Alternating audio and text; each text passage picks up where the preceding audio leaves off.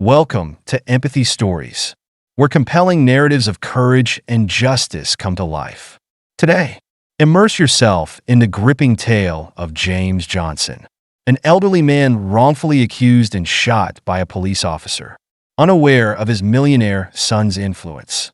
Prepare to witness a story of resilience and profound community impact.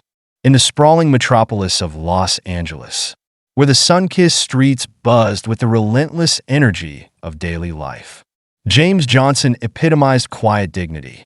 At 80 years old, James had lived a life marked by resilience and grace. His neatly combed silver hair and steady gait reflecting the wisdom earned through decades of experience. On this particular afternoon, the bright Californian sun cast a shimmering glow on his sleek luxury car, a gift from his son, David, a successful and affluent businessman. James approached the bustling Westwood shopping center with a sense of purpose. His routine was simple, a quick trip to the grocery store to gather essentials. The parking lot was alive with activity, cars humming softly as they circled for parking spots. Despite the crowd, James moved with an air of calm confidence, a testament to his many years navigating both the challenges of life and the complexities of urban living. As he parked his car with practiced precision, James felt a fleeting moment of contentment. This car, a symbol of his son's success and generosity, was more than just a vehicle. It was a vessel of family legacy and pride. Locking the car with a single press of a button, he pocketed his keys and began his leisurely walk toward the store's entrance.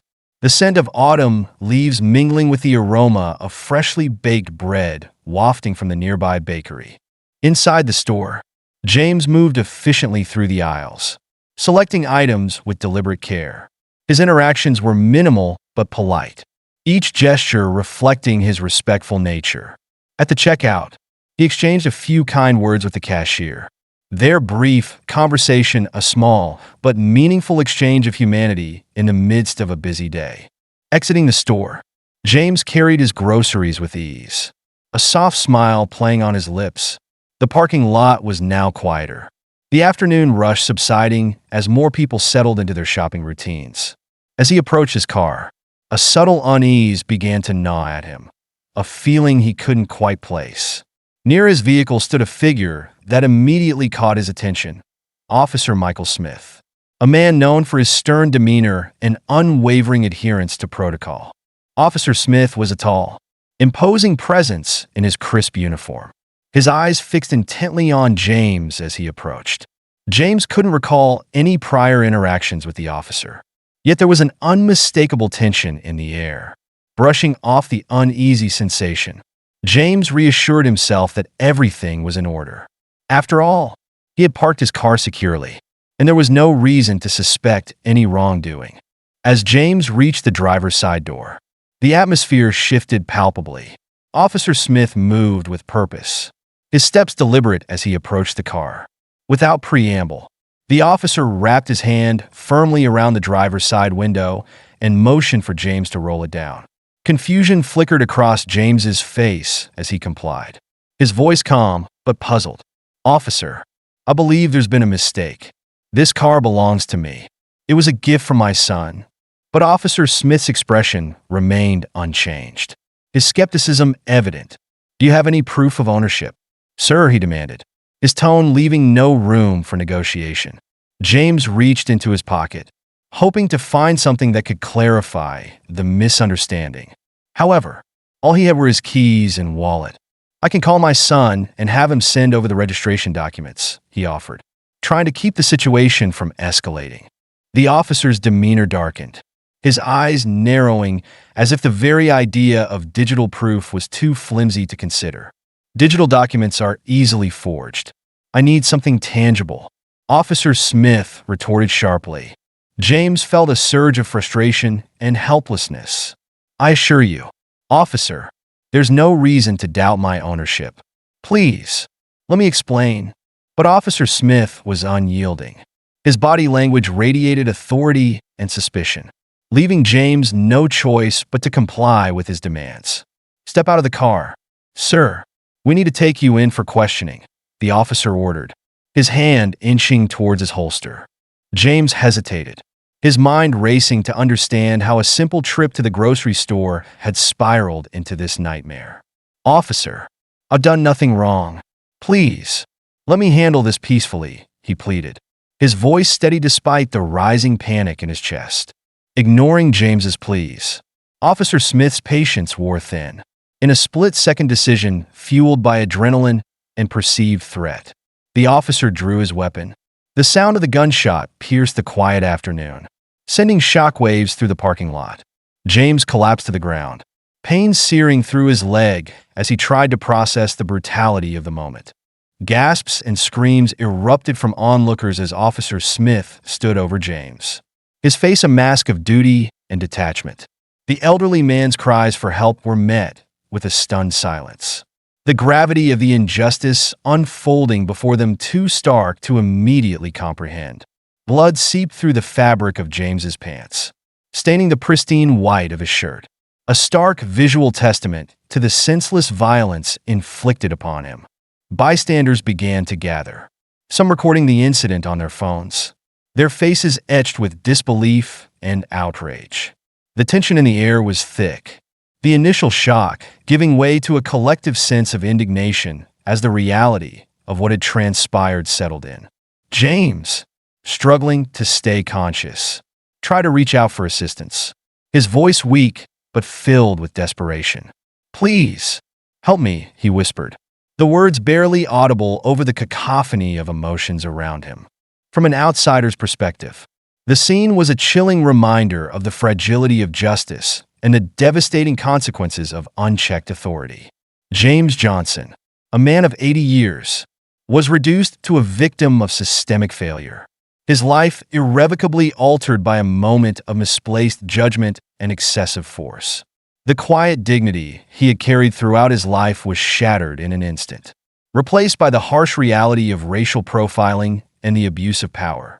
As the immediate chaos began to subside, Officer Smith stood resolute, his duty fulfilled in his mind despite the irreparable harm he had caused. The bystanders, once passive observers, now became unwilling witnesses to an act of injustice that would reverberate far beyond the confines of the bustling shopping center. The emotional scars left on James and the community were deep and enduring, a stark reminder of the work that remained in the pursuit of true equality and justice. In the aftermath, as James was wheeled away from medical attention and the initial shock began to fade, the story of that afternoon would become a catalyst for change. It was a poignant illustration of the urgent need for accountability and reform within law enforcement, highlighting the profound impact that one moment of unchecked authority can have on an individual's life and the collective conscience of a community. In the wake of the harrowing incident at the Westwood Shopping Center, the community of Los Angeles found itself grappling with the stark reality of systemic injustice. James Johnson, an 80-year-old man of quiet dignity, lay injured in the back of a police car, his leg throbbing with pain and his spirit bruised by the unwarranted aggression he had endured. The bustling city that once seemed a beacon of opportunity now felt like a labyrinth of unchecked authority and racial prejudice. David Johnson, James's son, a successful and affluent businessman, received the distressing call while in his sleek downtown office. The moment he heard his father's voice, strained with pain and confusion, David's world came to a grinding halt. Dropping everything, he rushed to the station, his mind racing with questions and his heart heavy with worry. Upon arrival, David was met by Police Chief Laura Martinez, a stern yet compassionate figure known for her dedication to justice and reform. Chief Martinez listened intently as David recounted the events, her expression shifting from professional composure to genuine concern. "Mr. Johnson, I assure you, we take these matters very seriously," she said, her voice steady but laced with empathy. Inside the station's austere office, the investigation began in earnest. Chief Martinez wasted no time, recognizing the gravity of the situation and the potential implications for her department. She ordered an immediate review of the CCTV footage from the Westwood Shopping Center parking lot. understanding that visual evidence would be crucial in uncovering the truth. As the video played on the large screen, the room fell silent. The footage clearly depicted James Johnson's calm and deliberate actions, driving into the parking lot, parking his luxury car with practiced ease, and proceeding into the grocery store. His movements were measured, devoid of any signs of aggression or suspicious behavior. The camera captured every detail with unerring clarity, presenting an undeniable contrast to Officer Smith's claims of theft and threat. James's demeanor in the video was one of peaceful intent. He interacted politely with store employees, paid for his groceries without hesitation, and returned to his car without incident. There was no sign of struggle, no gesture that could be misconstrued as a threat. The evidence was irrefutable. James had done nothing to warrant the excessive force employed by Officer Smith. Chief Martinez leaned forward, her eyes fixed on the screen. "This footage contradicts Officer Smith's account entirely," she remarked, her tone a blend of disappointment and resolve. "There's no justification for the use of lethal force in this scenario." To further substantiate James's innocence, Chief Martinez called in several witnesses who had been present at the scene. Among them were fellow shoppers and security personnel who had observed the entire ordeal. Their testimonies echoed the visual evidence, painting a consistent picture of Officer Smith's unwarranted aggression. One security guard recounted, "James was just going about his day, like any other customer. There was no reason for Officer Smith to intervene so forcefully." Moreover, a thorough review of Officer Smith's background revealed a troubling pattern of misconduct. Previous complaints had been lodged against him for excessive force and discriminatory behavior, though none had escalated to the severity of the current incident. This history painted a stark portrait of an officer whose judgment had repeatedly failed to align with the principles of justice and equity.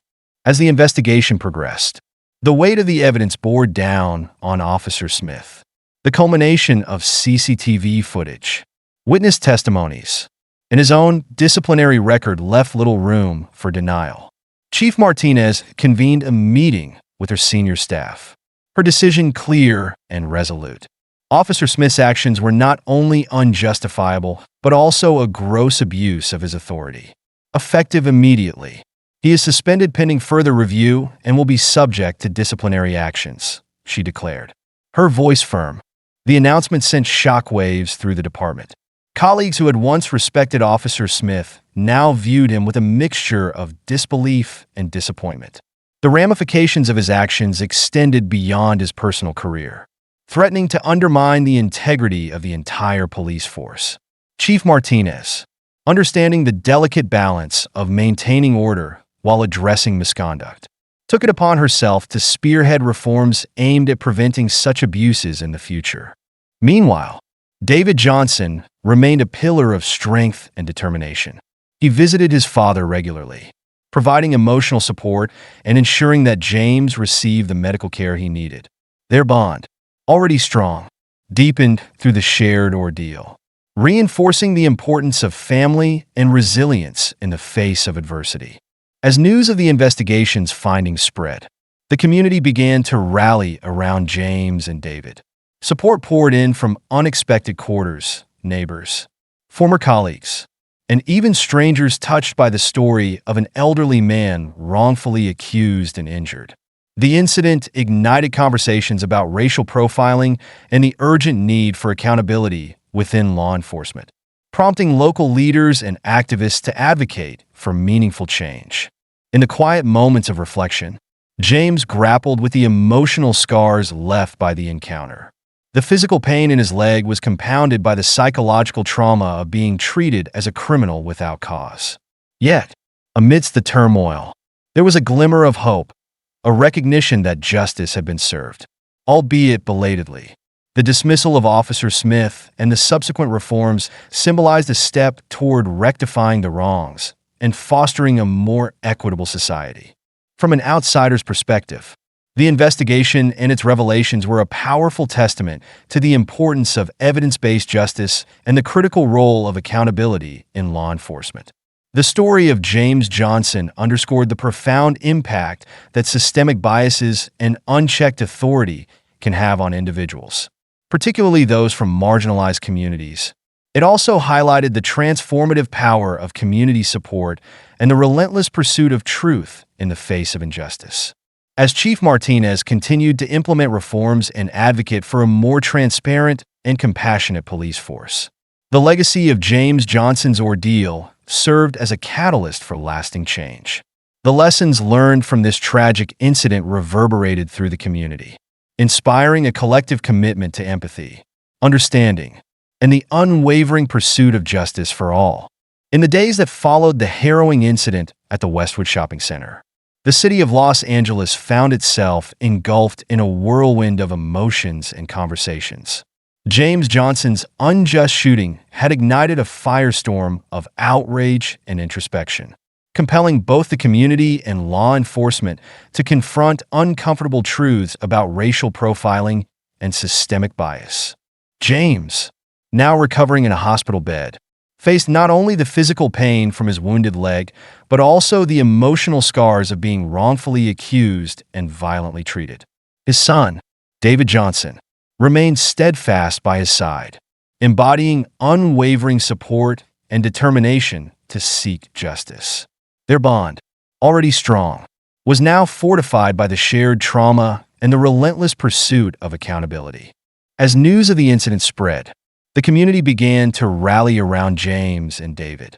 Local activists and advocacy groups seized the moment to highlight the pervasive issues within law enforcement.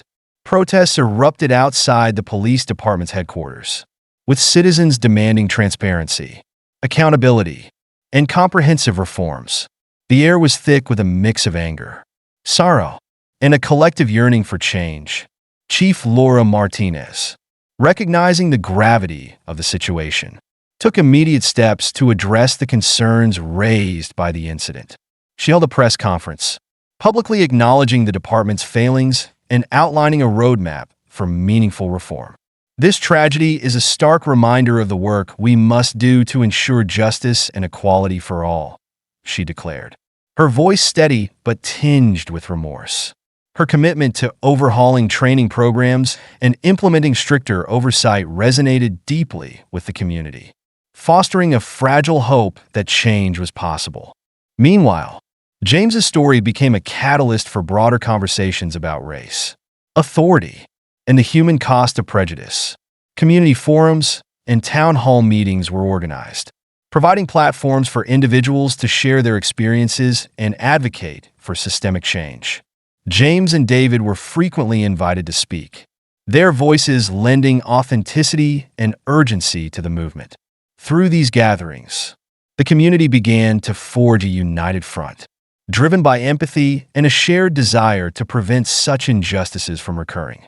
Amidst the turmoil, David found solace in his professional network, leveraging his influence to support the cause.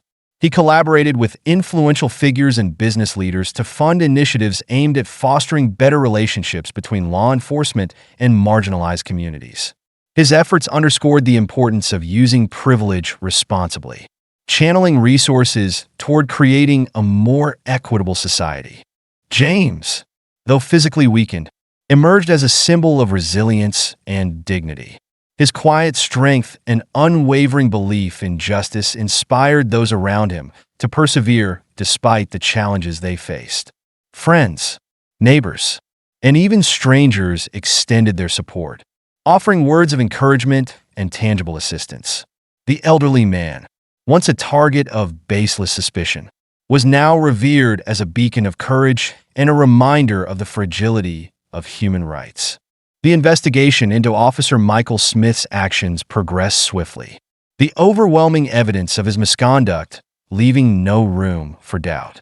The courtroom became a battleground where the truth was meticulously unveiled, each piece of evidence reinforcing James's innocence and highlighting the officer's blatant abuse of power. The media closely followed the trial, turning James's plight into a national conversation about the urgent need for police reform and the dismantling of systemic racism within law enforcement agencies. As the verdict was pronounced, declaring Officer Smith guilty of misconduct and excessive use of force, a collective sigh of relief swept through the courtroom and the surrounding community. The ruling was more than just a personal victory for James and David. It was a triumph for justice and a step toward healing the deep-seated wounds inflicted by years of prejudice and discrimination. In the aftermath of the trial, Chief Martinez implemented the promised reforms with renewed vigor. Comprehensive training programs were introduced, focusing on de-escalation techniques, cultural sensitivity, and the importance of impartial policing. Independent oversight committees were established to ensure accountability, their presence a constant reminder of the commitment to prevent future abuses. James and David continued their advocacy, their journey a testament to the enduring power of empathy and solidarity. They worked tirelessly to support other victims of injustice, their efforts fostering a network of compassion and resilience within the community. The lessons learned from their ordeal became foundational principles for a more just and understanding society, where every individual's dignity was respected and protected. The transformation within Westwood High was particularly profound. Inspired by James's story, the school initiated anti-bullying campaigns and diversity programs, cultivating an environment of inclusivity and mutual respect. Students who had once been bystanders now became allies, actively participating in creating a safer and more supportive educational space. The legacy of James and David's struggle became a cornerstone of the school's culture, teaching young minds the importance of standing up against injustice and embracing empathy in their daily lives. From an outsider's perspective, the unfolding of James Johnson's story was a poignant illustration of the profound impact that individual courage and community support can have in the face of systemic injustice. It underscored the necessity of holding authority figures accountable and the transformative power of empathy in fostering societal change. The journey of James and David highlighted that true justice is not merely about legal victories, but about the collective effort to build a world where every person is treated with respect and fairness. As the city of Los Angeles moved forward, the echoes of James's experience reverberated through its streets, inspiring a generation to advocate for a more equitable and compassionate society. The story of an elderly man wrongfully accused and his son's relentless fight for justice became a beacon of hope, illuminating the path toward a future where empathy and respect prevail over prejudice and fear. Thank you for joining us on Empathy Stories and experiencing James Johnson's powerful journey of injustice and redemption. We hope his story has moved you and highlighted the importance of empathy, accountability, and standing up for what is right. If you found this narrative meaningful, please like, share, and subscribe for more heartfelt stories that celebrate the human spirit. Until next time, may compassion and justice guide your way.